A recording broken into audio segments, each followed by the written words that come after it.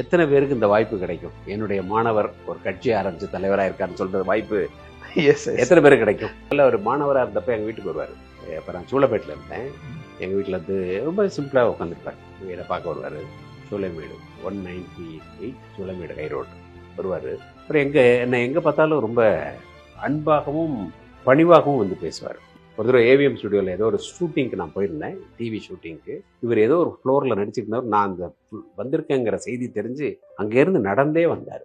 அந்த ஏவிஎம்னுடைய லாஸ்ட்டில் இருக்கிற ஒரு செட் இருக்குது.